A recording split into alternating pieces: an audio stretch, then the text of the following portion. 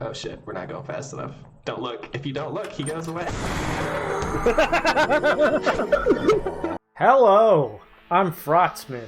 I'm gonna give you a quick rundown on the Watchers, a couple positives, and then I'm gonna pass it over to Battle Pope for the negatives. Let's go.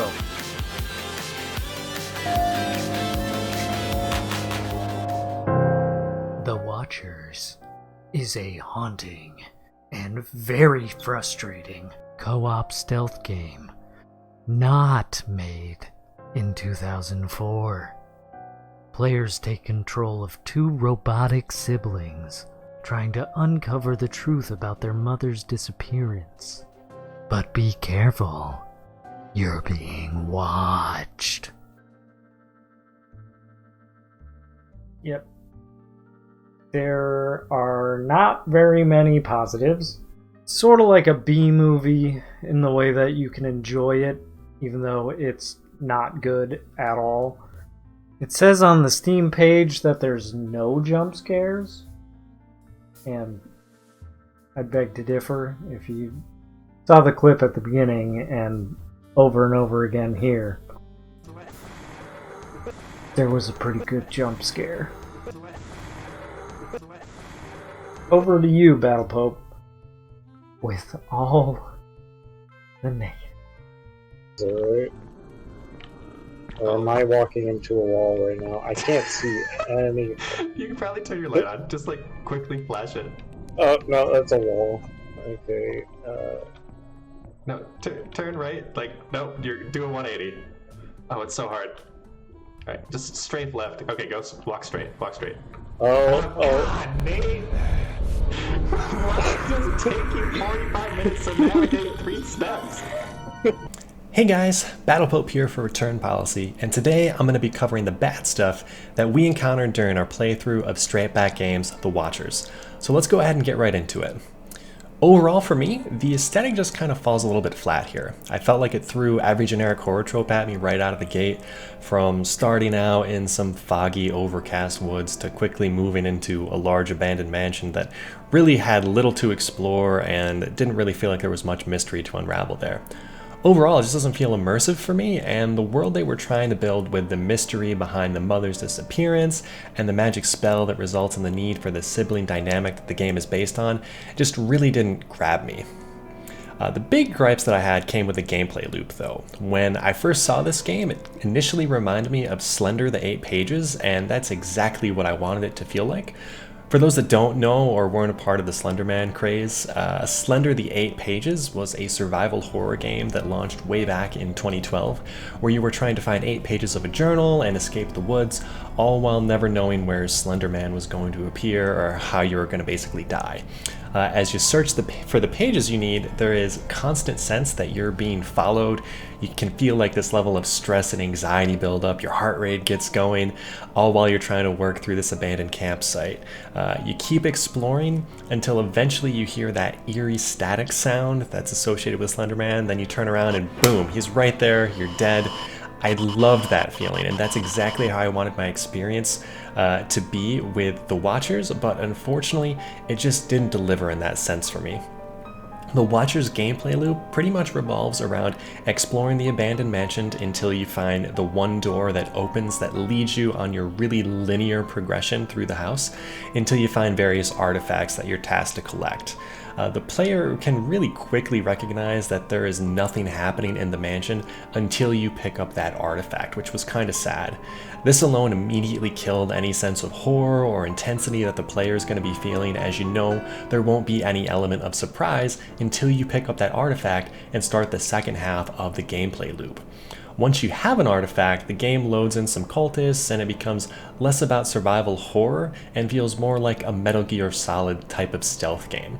You're going to spend a lot of time trying to figure out the patrol patterns and those sweet spots that you can use to sneak past certain cultists, and with the exception of a few jump scares, there's really not much of a horror element to it at all.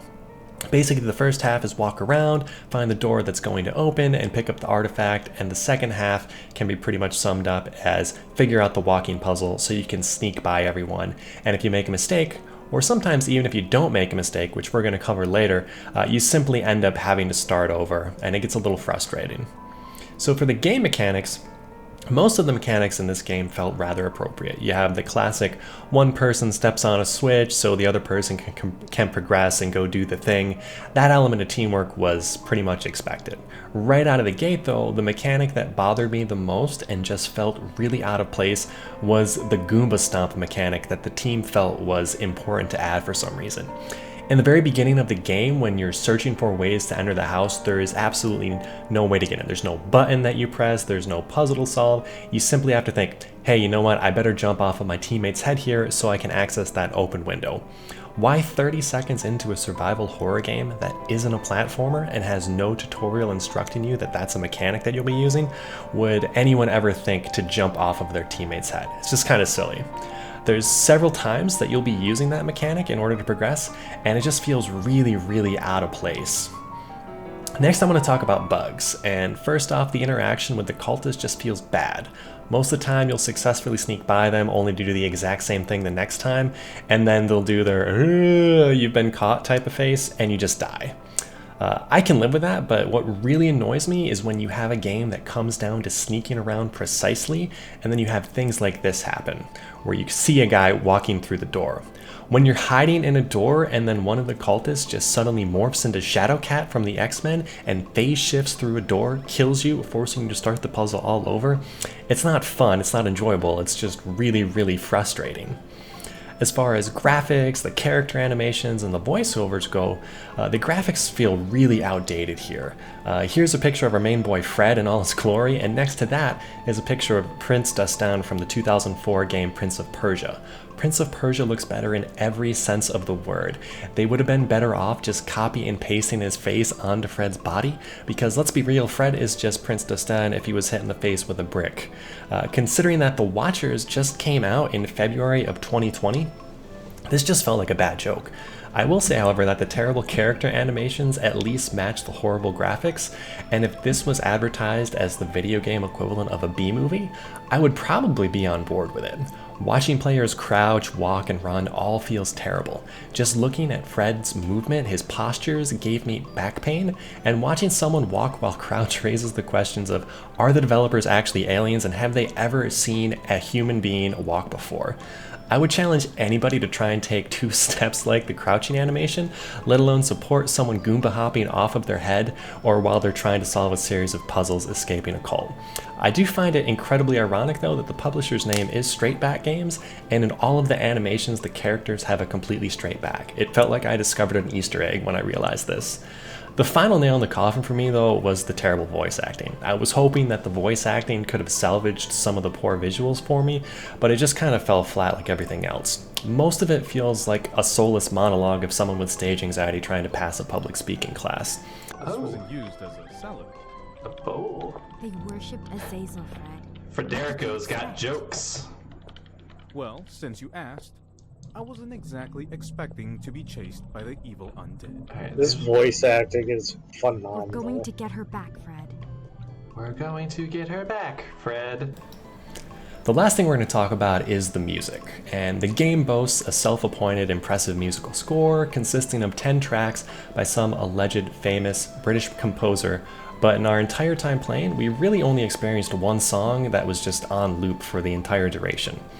I went in and afterwards listened to the soundtrack just to see what it offers, and 3 of the songs on the official soundtrack are smooth jazz. I don't know about you guys, but smooth jazz doesn't exactly terrorize me.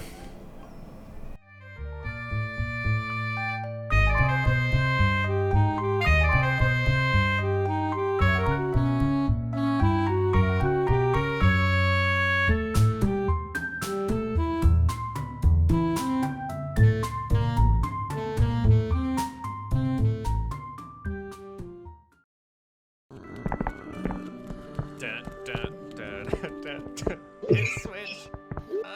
God.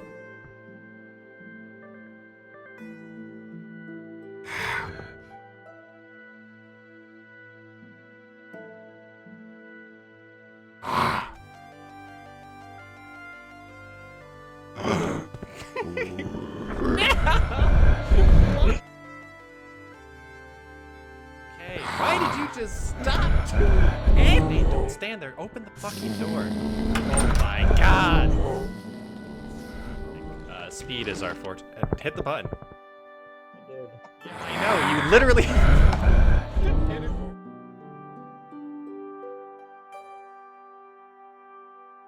Man. Get over here, Fred. Get over here, Fred.